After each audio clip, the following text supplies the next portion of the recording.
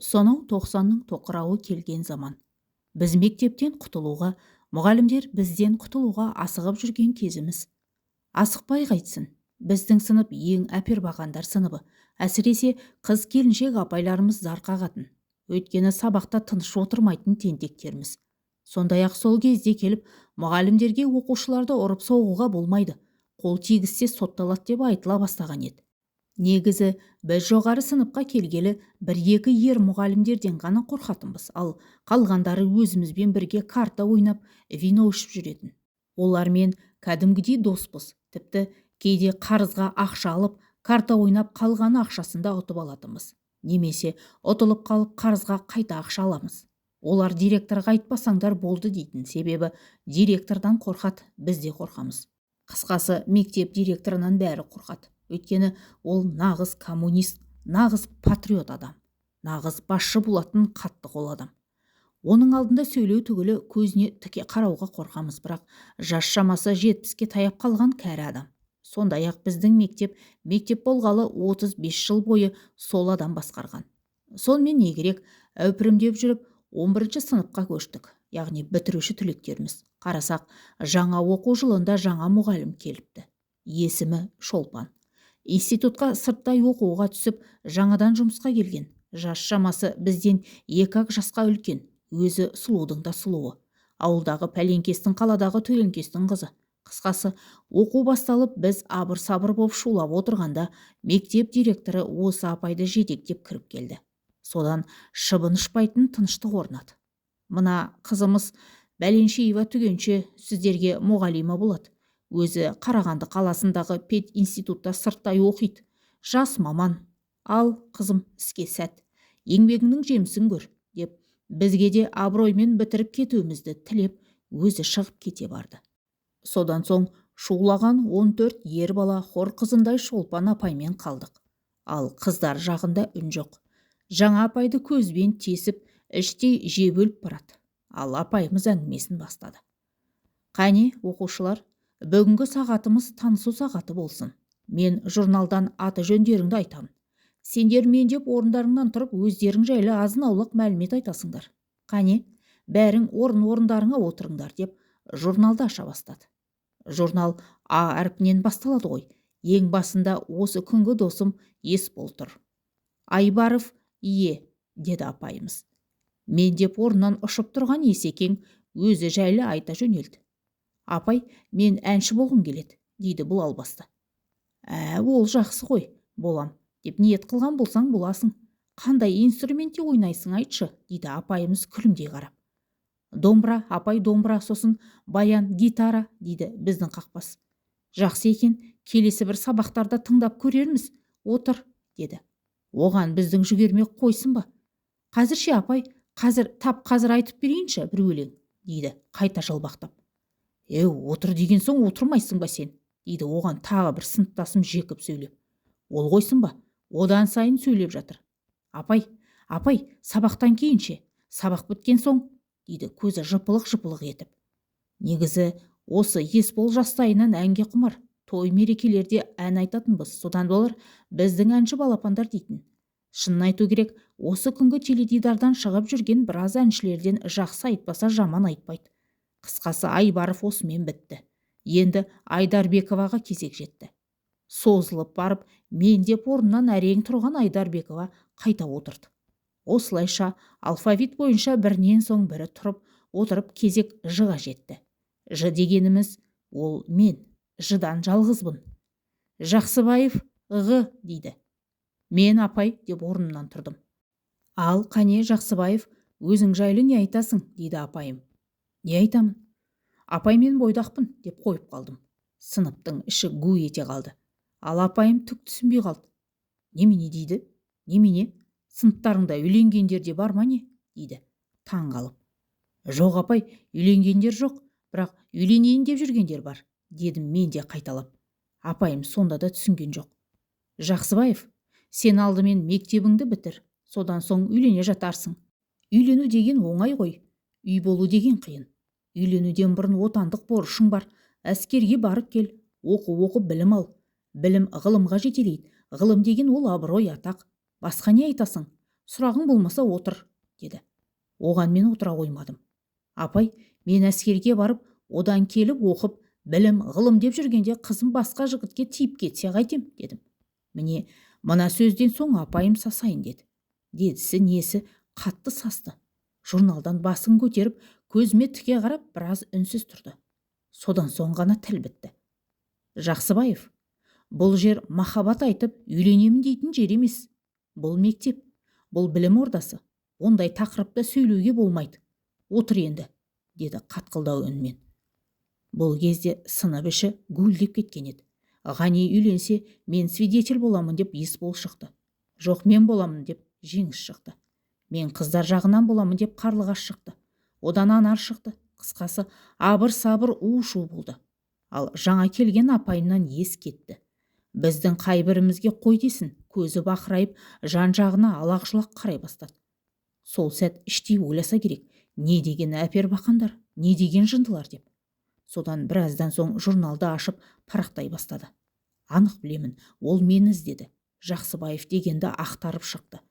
Үш түгілі 1-4 таппады. Бәрі 5 екенін көрген шығар. Ол жағы біздің сыныптағыларға қызық емес еді. Мен үндемей отыра бердім, бірақ апайдан көз алмадым. Ол да солай жасады. Бірде журналға қараса, бірде маған қарады. Міне, осы күннен бастап Шолпан апай екеуміздің арамызда ит мысық ойыны басталды. Сонымен не керек? Жаңа келген апайымызбен тез достасып кеттік. О баста біздің сыныпқа кірсе, үрпие қарайтын апайымызға бір ай өтпей бізден жақын сынып болмай қалды. Сабақ арасында қалжыңдайтынды шығарды. Сондай-ақ біз айтқан астарлы сөзді де тез ұғатын халге жетті. Үйренбей қайтсын, адам тозаққа да 3 күнде үйренеді деген бар ғой. Қысқасы сөйтіп жүргенде күз келіп, күн суыта бастады. Ал джинсы мен шуба киген Шолпан апайым одан сайын ажарлана түсті. Бұл тек біздің ғана емес, бүкіл мектептің, одан қалса бүкіл ауылдың сәніне айналды. Ал менің арманым бөлек. Тілші болсам деп армандайтынмын. Егерде осы мектепті аман сау бітірсем, журналистикаға оқуға түсемін дейтінмін. Осылайша қызықты күндер өтіп жатты. Бір күні Шолпан апайымның сабағын асыға күтіп отырсақ, орнына басқа мұғалім кіріп келді. Сынып іші гу ете қалды. Шолпан апайдың сабағы емес пе еді деп жамырай бастадық. Ол апайларың жоқ, өз шаруасымен кетті. Енді бір айдан соң келеді. Қане, қай тақырып еді деп журналға үңілген басқа мұғалім сабақты бастады. Қысқасы, бұл сабаққа деген бізде құлық қалмады. Өйткені бүкіл сыныптың сәні сол апаймен бірге кеткендей күйге енді. Ұлдар жағынан көңіл күй кетті, ал қыздар жағы қуанышқа кенелді. Бәрінен де менің өкпем қара қазандай болды. Неге айтпай кетті екен деймін. Тым болмаса, маған бір ауыз айтпағанын естимін. Өйткені мен айда бір шығатын мектеп бұрышы газетінің редакторымын. Сол шығарылымды Шолпан апай екеумізге тапсырған. Соны жоспарлап, тақырып іздеп жүргенбіз.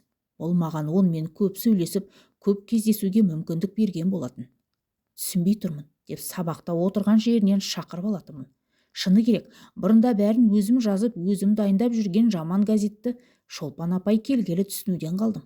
Болмашы нәрсеге де миым қататын халге жеттім. Оның үстіне ауылдағы ата жауымыз 71-лер әскерден келген. Шолпанды шақырып бер деп күнде қылтиып кеп тұрады. Құдайға шүкір, мектеп директорынан қорқат әйтпесе, басқаны тыңдайтын түрі жоқ. Олар да жағадан алып миымды ашытатын. Әсіресе ішінде Сәкен деген жынды болды. Совхоздың сол кездегі кассирінің баласы. Сөзге түсінбейтін сорлы болатын. Көзіне көрінсем болды. Әу Ғани, бергел деп шақырып алып мазғаны шіртетін. Сондағысы Шолпан апайыңа менен сәлем айт деп қоқиланатын. Бір күні қызық болды. Осы Сәкеңді оңдырмай түсірдім. Сәке, сәлем айтсам үндемейді, кетер емес сияқты. Хат жазып берсеңші апарып берейін дедім. Жынды адам жындылығын қояма. О, міне бір әтішке. Табылған ақыл деп осын айт. Ертең спортзалға волейболға келем. Сонда хат жазып әкелем. Апарып берші деп қоштай кетті. Негізі бұл апайым мен ананы мынаны айтатынбыз, бірақ сыр берген емес. Бұл білім ордасы. Оқудың аты оқу. Мен ұстазыңмын, сен шәкіртімсің. Артық сөз керек емес дейтін. Бірақ мен оған қоямын ба? Бір сөздің ыңғайы келгенде сөзбен шымшып алдым. Соңғы күндері оғанда еті үйреніп кеткен, жалт қарады. Адамның миына келіп түсіне кірмейтін нәрсені айтасың сен, Жақсыбаев, дейді.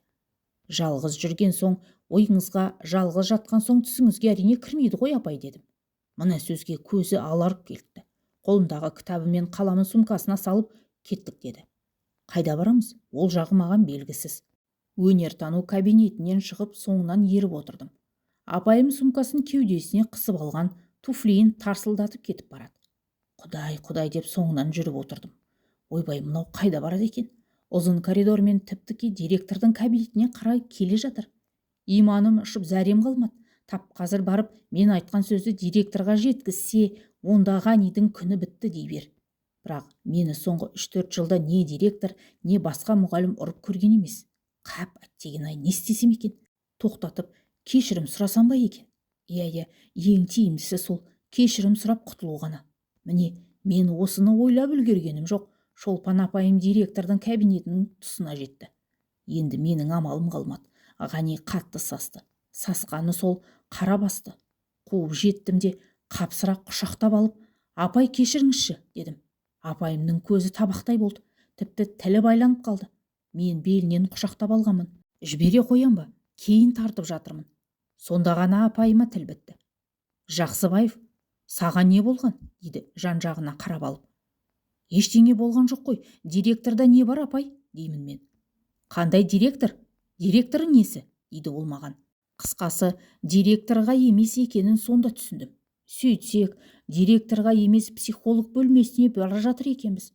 Сол жылдарда психолог деп мектептер жаңадан штат ашылып, жарты ставкаға психологтарды ала бастаған кез. Ал апайым біздің мектептің психологы болыпты. Өзінің жеке кабинеті бар. Сонымен не керек? Кабинетіне кірсем, құдай-ау, не жоқ дейсің. Жаңағы сәкенге ұқсаған психтарға арналған түрлі кітаптар сөреде жиналып тұр. Менің кітап көрсем, оқымай тынбайтыным бар. Бір-екеуін қолыма алып, отыр дегенге отыра кеттім. Содан сөз бастады. Бірақ менің миыма түк кірген жоқ. Өйткені мен өз апайымды алғаш рет құшақтап көрдім. Осылайша тәтті қиялмен бүгінгі күн өтіп, ертеңгі түс болды. Айтқанымдай төбесі қылтиып Сәкен көрінді. Ойбай, әншейінде түртіп өтетін Сәкенге, братишка, бауыр боп қалыппын. Жөн жорық сұрап, жалбақтап сорлы бүктелген қағазды қолыма ұстатты. Братишка, міне хат. Бірақ ешкім көрмесін, ешкімге айтпа, дейді. Егер алмай қойса, лақтырып жіберсе, өзің алда жыртып ешкім көрмейтін жерге таста. Аха, дейді. О, бетіңді ұрайын. Мынауда ұялуды біледі екен ғой, Арақ ішіп көшеде көрсе, ұрып түрткілесе ұят емес, ал жазған хатын біреулер оқса ұят екен. Қысқасы, ол спортзалға кіріп кетті. Мен психолог кабинетіне жеттім. Содан жаймен есік саңылауынан үңілдім. Қарасам, ақ жемпір киген апайым жалғыз отыр. Содан есікті қағып, апай, мүмкін ба, деп сұрадым. Бірақ мүмкін деген жауабын күтіп отырмадым. Кіріп бардым. Қаламын дәптер бетіне тастай салған апайым, Жақсыбаев, не болды? Дейді күлімдей қарап. Есім шығып кетті. Жүрегім дүрсілдеп қоя берді. Дүрсілдемей қайтсын, кешегі құшақтағандағы ашуынан бүгін бір белгі жоқ. Сол әдемі көздері төңкеріліп, кірпіктері үзіліп тұр. Не деген сұлулық. Шіркін-ай, біздің апайды кім алса да бақытты болатыны анық. Мұндай сұлумен бақытсыз болуға қақың жоқ қой. Ал менің сүйсінгеннен басқа амалым жоқ. Қиялға беріліп кеткенім соншалық, апайдың отыр дегенін де естімеппін. Орнынан тұрып, жоғары кеткен жемпірінің етегін төмен тартқанда ғана есім кірді. Айта бер, не шаруамен келдің? Анау газет келесі аптаның басында дайын болуы керек. Не қылдың? Қызық тақырып таптың ба? Дейді. Менде үн жоқ. Әншейінде 3 сағатта жазып, асып тастайтын газетті 3 күннен бері созып жүрмін. Оғанда осы Шолпан апай кінәлі. Қасыма келсе болды, қолымның ұшындағы қаламды ұмытамын. Не жазарымды білмей, аузым құрғап қалады. Не екенін білмеймін. Әлде мен өз апайыма ғашық па екенмін? Ал сыныптағы Индира ше, ол маған ұнайтын сияқты еді ғой. Өзі де кетер емес. Сонда мен неғып мынаған байланып қалдым екен? Қоя қой, бұлай жүргенің жарамас, Ғани. Одан да не әрі бол, не бері бол. Өзіңнен 2 жас үлкен апайдан ең бар. Басқа қыз құрып қалып па? Міне қызық. Осылайша апаймен серьезны болғым келген. Алайда Шолпан апайым аузымды ашып тастады. Өзінен өзі әй-шәй жоқ.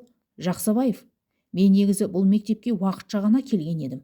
Ауылдарың маған ұнады. Осында қалып кетем ау, дейді. Ойбай, мынаның есі ауысқан ба? әлде жарты бас па?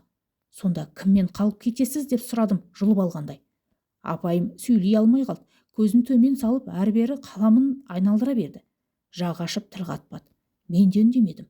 Орнымнан тұрдым да үйге қарай кете бердім. Ол соңымнан шығып айқайға басты. Жақсыбаев дейді. Қарамадым. Ғани дейді. Оған да қарамадым. Тоқтамай жүріп отырып үйге жеттім. Сонда ғана қалтамдағы Сәкеннің хаты есіме түсті. Аштым да оқи бастадым. Дегеннен ақ бәрін ұқтым, өйткені күлкіге қарық болдым. Сәлем Шолпан деп басталған осы хатты күлкісіз оқып шығу мүмкін емес еді.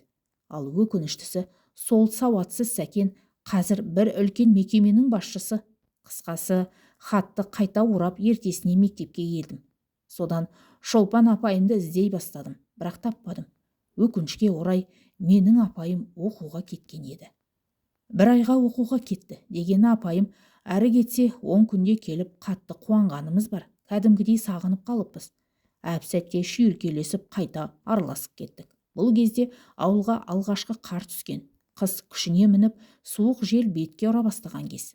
Ал апайым одан сайын ашыла түсті. Ақшыл түсті шалбар мен ақ шуба, ақ шарф апайымның одан сайын көркін кіргізді. Құдды бір ақшақар қар қызы дерсің. Оны көрген ауылдың еркетайлары ессіз құлап жатты. Құдай-ау, менің апайыма көз салмаған жігіт қалмады.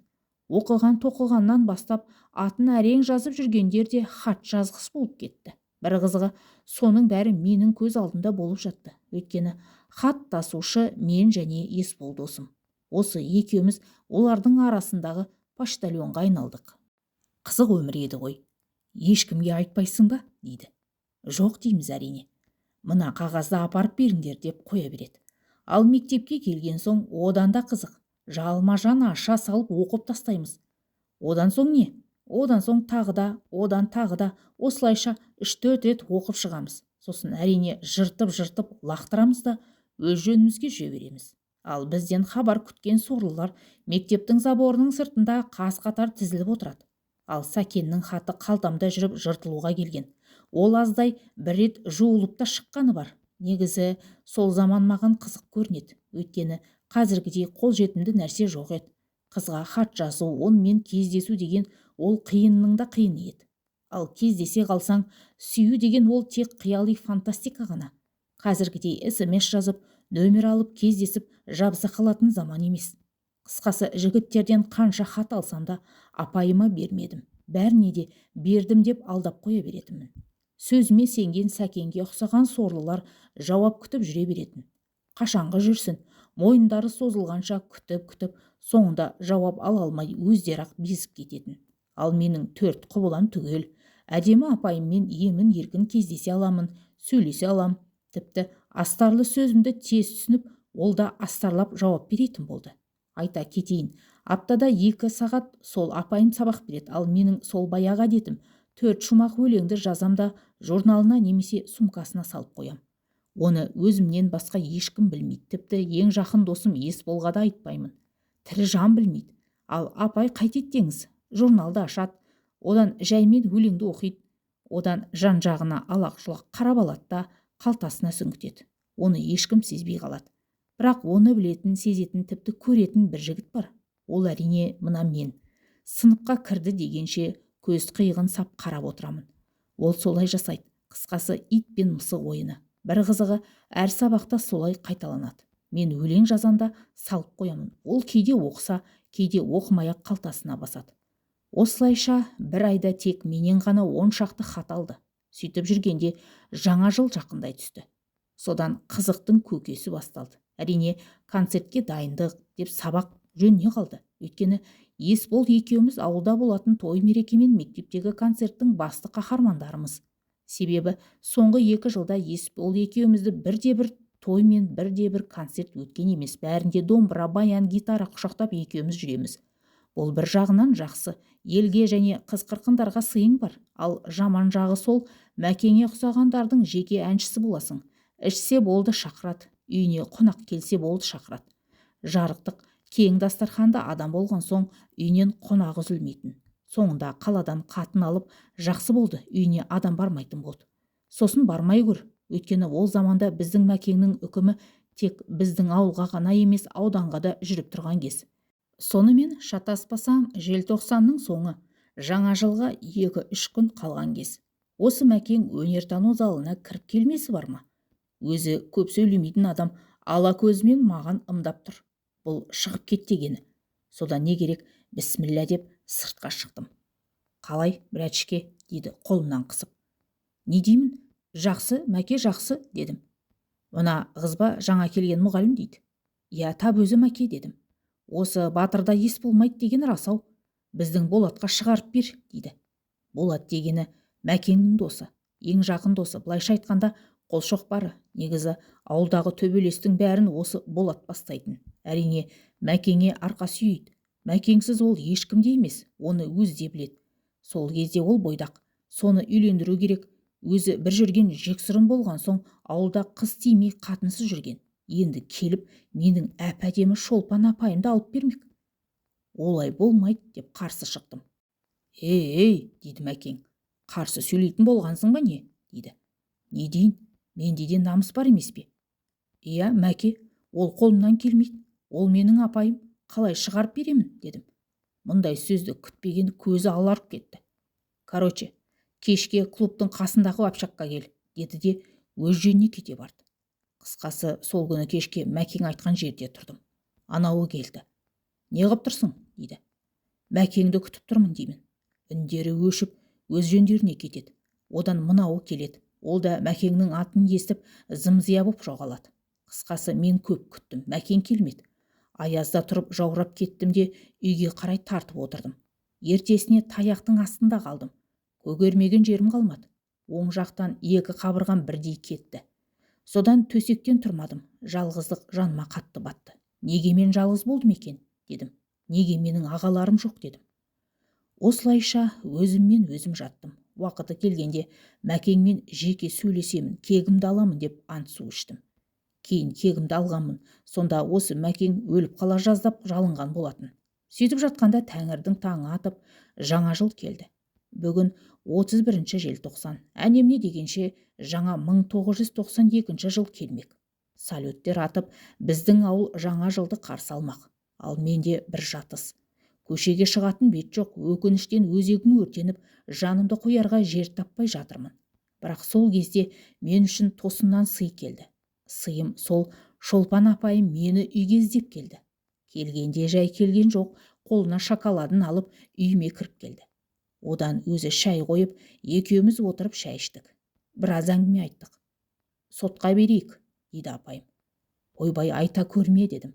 Бізде ондай жоқ, сот дегенің аты өшсін. Сотқа беру деген осы күнге дейін болмаған. Бұл ауыл үздіктің үздігі. Мұнда сотқа беру түгілі сот деген ұғым жоқ. Болмайды деп үзілді кесілді қарсы шықтым. Негізі бұл апайым күтпеген жауап еді. Таң қалғанын жасыра алмады, бірақ уақыттың тығыздығы емін еркін отырғызбады. Сауығып кет деді де мектепке асықты. Қысқасы, сол жаңа жыл менсіз өтті.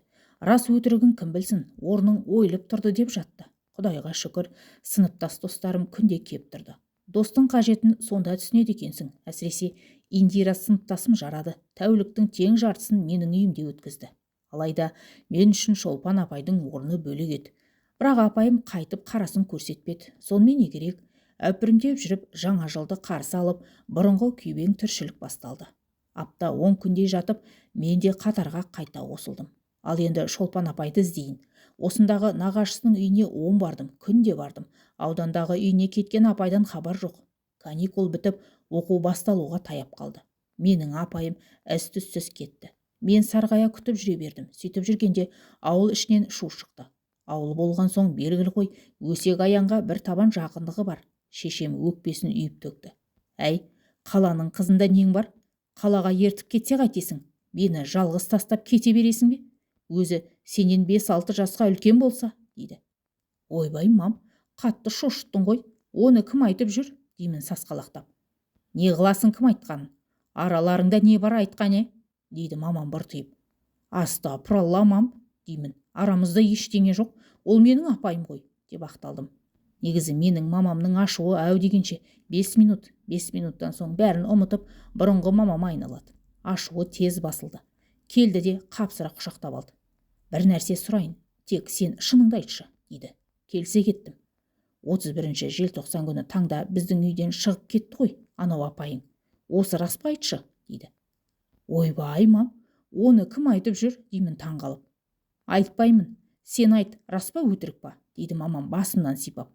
Тағы да сен сол қыз үшін таяқ жепсің ғой негізі, дейді. Мәссаған, міне қызық, мұншама өсекті кім айтты екен? Білуім керек болды. Сізге кім айтқанын айтыңыз, мен де айтамын, келіссеңіз сол. Ал енді келіспейтін болсаңыз, өзіңіз біліңіз, дедім.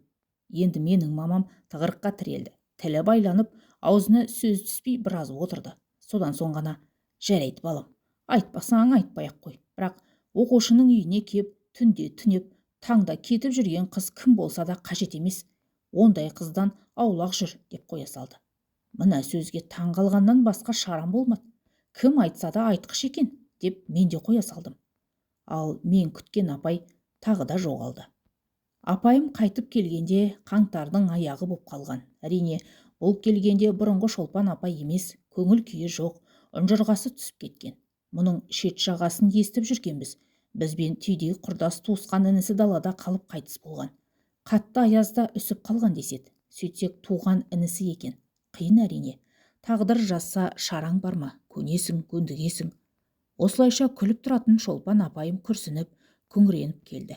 Түсінеміз ғой, ішкі дүниесі аласапыран, алай-дүлей боп жүрді. Тіпті сабақта отырып, көзінен тамшылап жас үзілетін. Әсіресе, сендердің сыныпқа келсем, мені мың басады дейтін. Біз не істей аламыз? Ендігі медет тек уақытта ғана. Өйткені мұндайда тек уақыт қана жан-жараңды емдей алады. Айтқанымдай, осы уақыт өте келе бұрынғы көркі мен күлкісі қайта келе бастады. Өйткені қу тіршілік қойсын ба, мойын бұрғызбады. Енді міне осы келгенде де көп жүрмеді. Айға жетпей тағы жоқ болды. Ал менің сағынышым бір бөлек. Іздейтінді шығардым. Көрмесем көргім келетінді шығарды. Кәдімгідей ұнайтын сияқты. Не боп барды өзі? Өзімде түсінбей әлекпін. Апайым тез қайтып келсе екен деймін. Қысқасы, соңғы 3-4 күнде көрінбеген апайым қайта оралды. Інісінің қырқын беріп келіпті. Осылайша уақыт өтіп жатты. Апайым қайғы мұңы төгіліп, бұрынғыдай бізбен араласа бастады. Емін еркін сөйлесіп, қалжыңдаса бастады. Мұндайды көрген Ғани бұрынғы әдетіне қайта басты. Ұзын сонар бір өлеңді жазып, журналына қайта тықты. Енді осы өлеңге деген апайдың реакциясын көру. Бірақ бұл жолы мен күткендей болмады. Хатты ашып қарап алды. Журналмен бүркемелеп отырып оқып шықты. Содан соң, Жақсыбаев, деп шаңқ ете қалды. Не дейін? Сүйретіліп орнымнан тұрдым. Шық сыныптан, дейді. Енді мен масқара болдым. Не істесем екен? Кітаптарымды жинап шығып кетуге дайындалып жатырмын. Ал айналамдағылар аң-таң күйде, ешкім ештеңе түсінбейді. Есбол сияқты қырсықтар сыбырлап сұрап жатыр.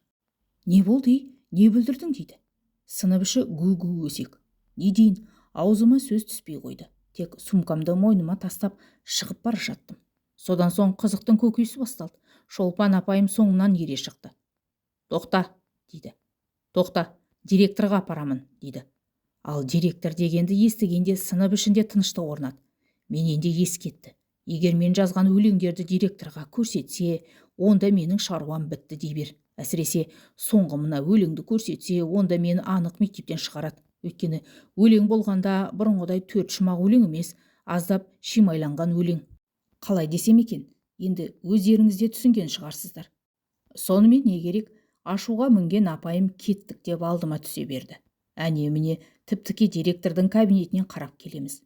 Міне хатшысы отыратын бөлмеге кірдік. Абырой болғанда хатшы қыз жоқ. Әне анау тұрған есік директордың кабинеті. Хатшы қыздың жоқ екенін көрген апайым сөзге келді.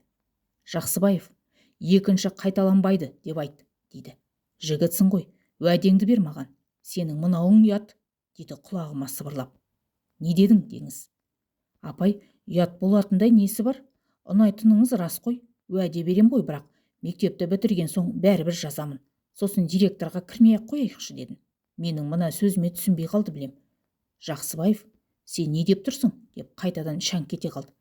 Содан соң бәрі білінді. Бір құшақ қағаз құшақтап хатшы қыз кіріп келді. Оның соңынан көзілдірігін қолына ұстаған директор көрінді. Ғанидың аяқ қолынан жан кетті.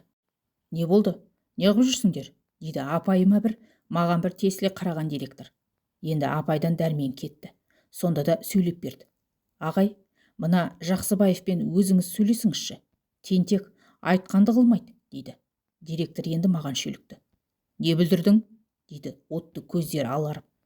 Не дейін, үн жоқ. Партизанның рөліне еніп кеттім. Осы партизанның рөлі деген біздің мектепте бұрыннан бар. Ол былай, жақ ашпайсың, не сұраса да, не айтса да үндемейсің.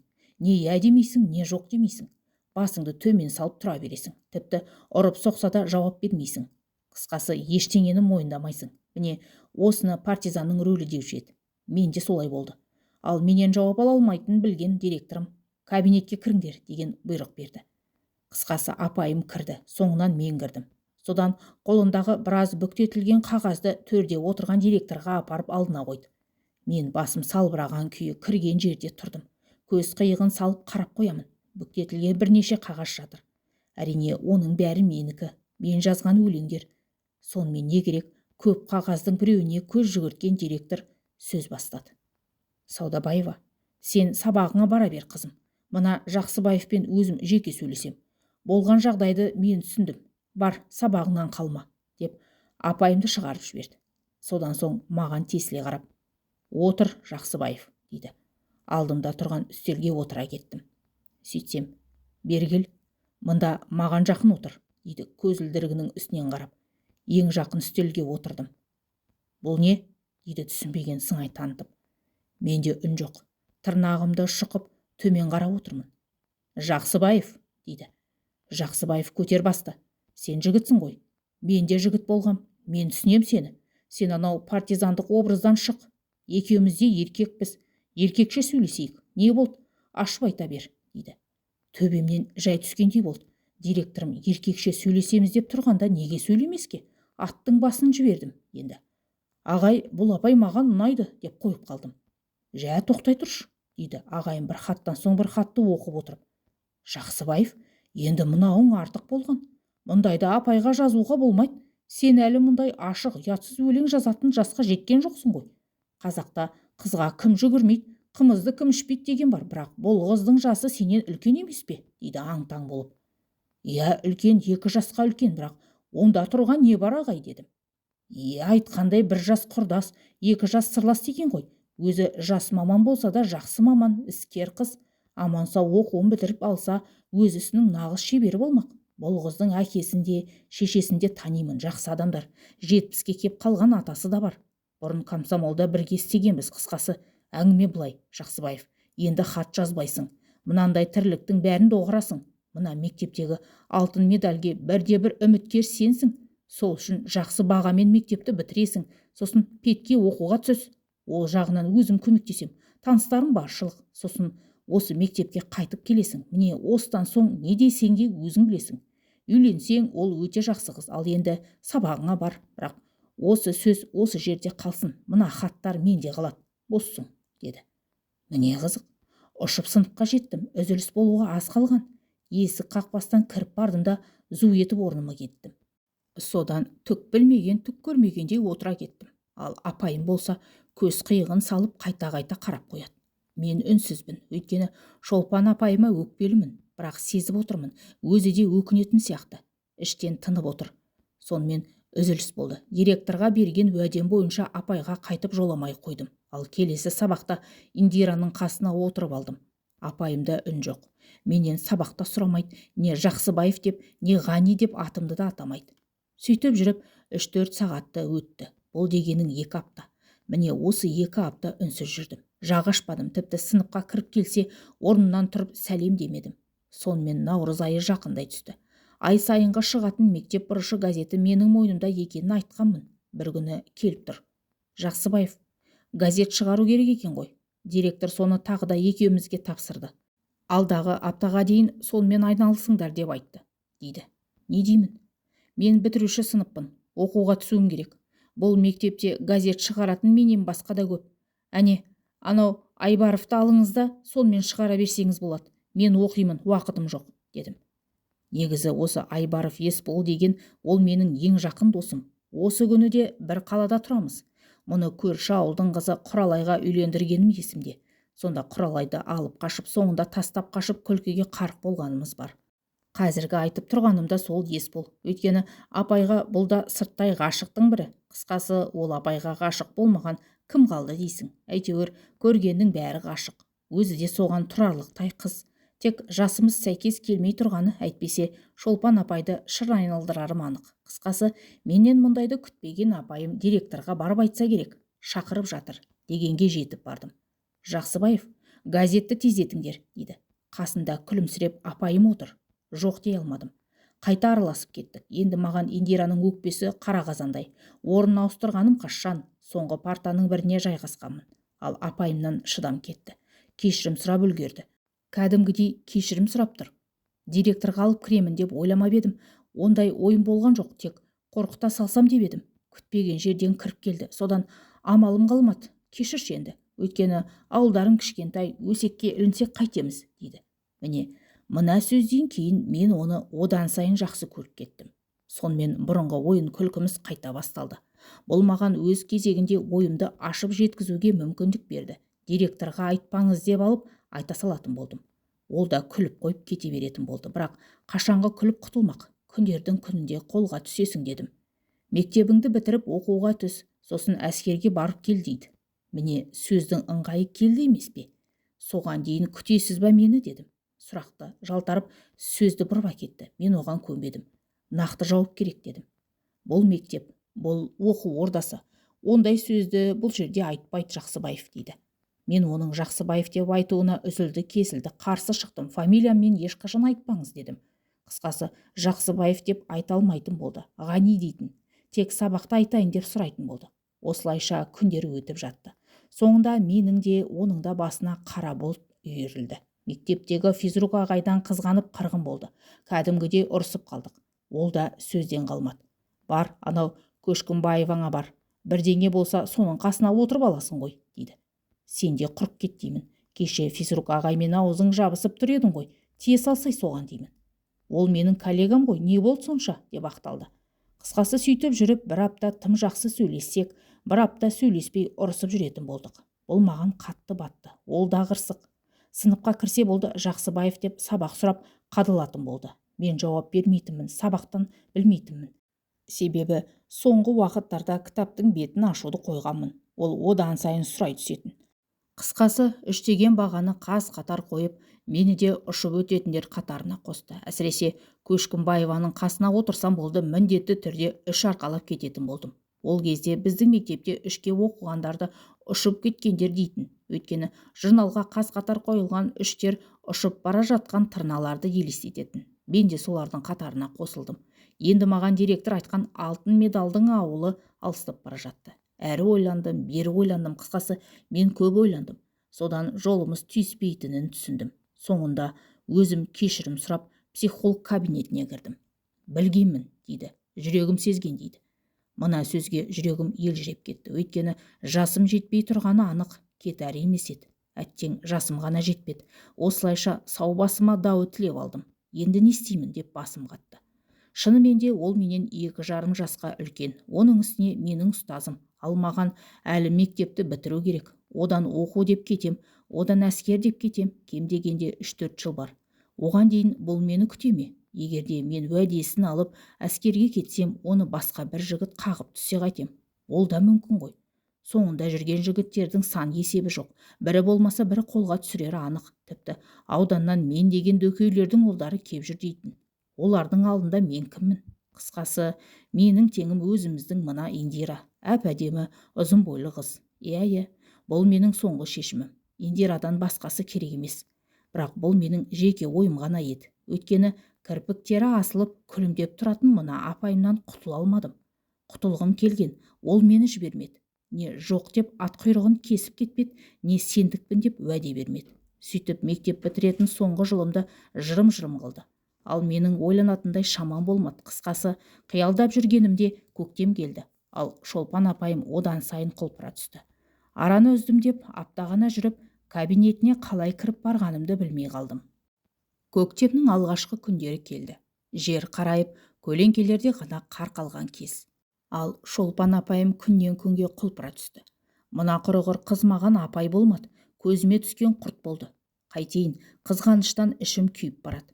Апайым одан сайын өрши түсті. Спорт залға кіріп алып, волейбол ойнап әлек. Үстіне кигені сол кездегі ең бағалы Адидас пен ақ кроссовка. Кел, Жақсыбаев, дейді теңбіл допты маған қарай лақтырып жатып. Келіңдер, волейбол ойнаңдар, дейді біздің жігіттерге қарап. Өзі ер мұғалімдермен доп ойнап жүр. 5 еркек, 3 қатын боп 2 топқа бөлініп алыпты. Менің апайым баяғы сол физруктың командасында доп қуып болып жүр. Қап ойбай-ай, алдыма келген допты бар ашумен теуіп жібердім. Теппей қайтейін, мына жаның шыққырдың жүрісі мынау. Нағыз жартыбас өзі, мұнда не қып жүр?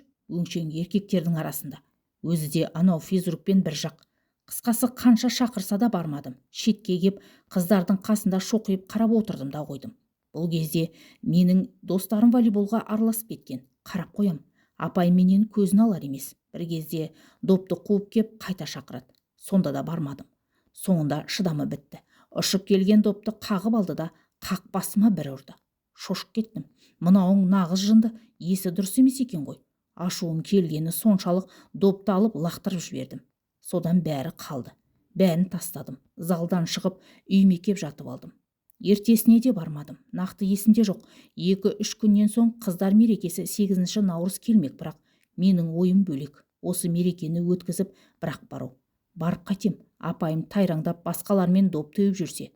Оны көріп күйгеннен көрмегенім жақсы. Бірақ ойымнан кетер емес. Доппен ұрғанын қараш, және де қақпасыма ұрды ғой. Қап, деймін.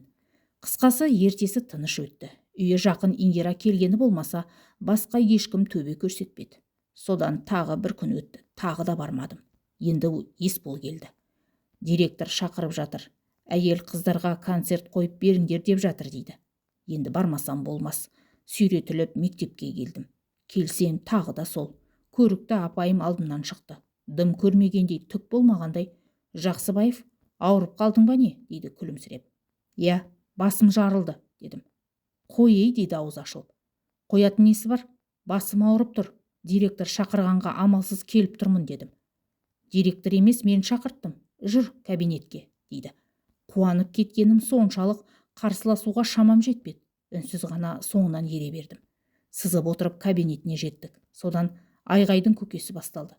Сен жарты бассың, деймін. Ол да қайтпайды. Өзің жарты бас. Ақымақ болма, Ғани, есіңді жи. Екеуміз кешке сөйлесеміз. Сен кітаптарыңды ал да біздің үйге кел. Мен саған бір қызық оқиға айтып берем. Ал қазірше ақылға кел, өзіңді бас.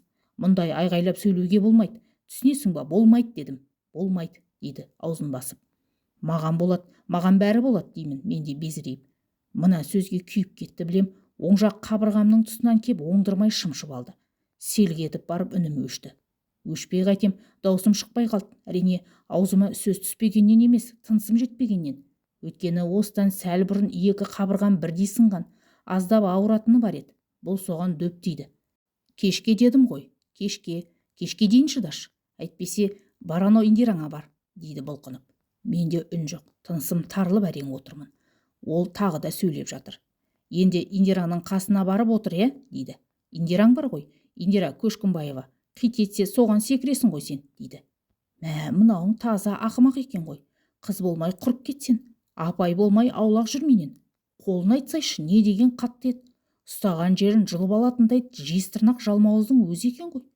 Қысқасы мен апайымнан қорқайын дедім. Мынауың қатын болмайтын келсап, енді мен орнынан тұрып кетуге асықтым. Алайда апайым жібермеді. Міне, енді Ғанең анық сасайын деді. Бар ойым мына апайдан қалайда құтылу болды. Осылайша 5 минутта бәрінің астан кестеңі шығып, өмірім өзгеріп кетті. Өзгермей қайтсын. Кешегісі анау қақпасыма доппен қонжитқаны. Бүгінгісі мынау шымшып алып көзіме көк шыбын үймелетті. Егізі дұрыс айтты. Көшкімбаевадан басқасының бәрі бекер. Қысқасы, санам сан жаққа жүгірді. Кеше ғана көруге зар болған апайымды бүгін тастап қашуға дайынмын. Қаш, Ғани, қаш. Қашпақ болсаң зымыра. Бірақ қайда қашамын? Қаққан қазықтай қақайып отырмын. Енді менің бұрынғыдай сүйсініп қарайтын көздерім тап қазір от шашып тұр. Бірақ әрбір қимылын аңдып бағудамын. Ал апайымның ойында түк жоқ. Шынымен де түк жоқ. Қазір ғана қоңырау соғылғаны есімде. Оқушылар өз сыныптарына кіріп коридорда аяқ дыбысы саябырсыған. Қандай да бір қағаздарды ақтарған апайым бір дәптерді тауып алып қасыма кеп отыра кетті. Отырғанда да жай отырған жоқ, сөйлей бастады. Мені кешірші дейді. Ойбай, айттым ғой, мынаның есі дұрыс емес. Қазір ғана шымшып еді, енді кешірім сұрап отыр. Алайда мен осыны ғана ойлап үлгердім, өйткені есікке қарап тың-тыңдап алған апайым мойныма асыла кетті. Тұла бойымды тәтті сезім билеп толқып сала берді. Міне осыдан соң бәрін ұмытып әдейі апайымды құшағыма қыса түстім. Бірақ өкінішке орай тез бітті. Минутқа бармай апайым өз орнына кетті. Шашын жөндеп бірдеңе дегендей болды. Мен оның не дегенін естісем де түсінбедім. Өз көзіме өзім сенбей отыра бердім. Жағы ашып ол да тіл қатпады. Мен де үнсіз қалдым. Осылайша біраз отырдым. Енді мен оның көзіне қадалып қарағым келді. Бірақ онымнан түк шықпады. Көзін төмен салған апайым басын көтермей қойды. Тек сыңғырлаған үнімен «Бар Ғани, баршы, көзіме көрінбей жоғалшы» деп бұйырды. Осылайша 5 минут бұрын жетімнің күйін кешкен Ғани бақытқа кенеліп кабинеттен шықты. Міне, бұл біздің алғашқы сүйісу болды. Одан кейін де ит мысық ойнымыз тоқтамады. Екі ортада Индира бәлеге қалды. Сыныптасым емес пе? Сонымен көрсе болды, қағынып қалатынын шығарды. Менің де оңып тұрғаным шамалы. Физрук ағаймен көрсем болды, қағып салатын болдым. Ең қызығы сол, бұл көрініске екеуміз де үйреніп кеттік. Күн батса болды, кітабымды құшақтап барып тұратын болдым. Алайда кітап деген ол жай ғана сылтауымыз. Кітаптың бетіне қарамасам да апайымның бетінен көз алмайтын болдым. Сөйтіп жүріп, бұл біздің ауылдың қатындарына жетті. Тіпті сөздеріне сенсек, апайым менен 2 қабат боп қалды. Қалаға барып бала алдырып келді. Соңында бұл өсек менің мамама да жетті. Енді Ғанидың күні қараңғы бола бастады. Оқушысымен жүретін қандай бейбақ деп шықты. Ол аздай директорыңа барамын деп байбалам салды. Жұрттың өсегі ғой деген сөзіме сенбеді. Енді менің бәрін тастағаннан басқа амалым қалмады. Мектепті тезірек бітіріп, ауылдан алысқа кетсем екен деп ойлаумен болдым. Өйткені мұншама өсекті арқалап жүру ауыр тиді. Бұл өсекке шыдамаған Индира да менен безіп кетті. Кешірім сұрап мен де бармадым. Содан соң менің амалым қалмады. Қысқасы, барар жерім басар тауым қалмады. Ал апайым соңымнан қалмай қойды. Анамның сөзінен асып мен де кете алмадым. Қаланың қызы дегенге түбегейлі қарсы шықты. Сонда ғана жолымыз түйіспейтінін ашып айтқым келді. Осылайша өз ойыммен өзім арпалысып жүргенде бұл күнде жетті. Құшақтап тұрып кешірші дедім. Біз ешқашан бірге болмайтынымызды жеткіздім. Содан соң шойын шапалақ оң жақ бетінен кеп шарт етті. Соңынан іле-шала подлец деген жағымсыз сөз жетті. Мына сөз өңешімнен өтіп сүйегіме жетті. Апайым құшағымнан сытылып бара жатты. Көкірегімнен итеріп жіберіп жүгіре жөнелді. Тоқта деп айтуға менің шамам келмеді, сонымен бәрі бітті. Соңғы емтиханды тапсырып болғанда директордың шақыруымен кабинетіне кірдім. Мамаңмен өзім сөйлесіп түсіндірейін дейді. Мен оған үзілді кесілді қарсы болдым. Бекер бала, бекер қыласың деген сөзі мәңгі есімде қалды. Сол жылы оқуға түсе алмадым. Сонан соң Қарағандыдан жұмыс тауып, ауылдан кетіп қалдым. Ал келесі жылы оқуға түсемін дегенім бос әурешілік болды. Өйткені әскерге аттандым. Ал Шолпан апайымды қайтып көрмедім. Мен әскерде жүргенде тұрмысқа шығып кетіпті. Содан осындайда есіме түскенде бақытты болсыншы деймін. Біздің мектепте озат оқушыларымыз деген тақташа тұратын. Сол тақтадан соңғы 5 жылда менің суретім түскен емес еді. Соңғы емтихандар болып жатқан кез бір күні маған жағымсыз жаңалық жетті. Сондағысы біреу бетіндегі шишасын сындырып, суретімді ұсақтап тұрып, жыртып лақтырыпты. Ал қалғанның бәрі дінаман, өз орындарына тұр. Тек мені ғана көзден құртыпты. Сол күндері менің оны сұрайтын шамам болмады. Оған менің ақылымда жетпейтін. Міне, осы маған жұмбақ күйінде қалды. Шын айтсам, осы күнге дейін жұмбақ. Ал ең басты күдіктім ол осы Шолпан апайым болып келеді. Бірақ кім білсін, көзбен көрмеген соң ештеңе дей алмаймын. Өйткені күмән иманнан айырады деген бар.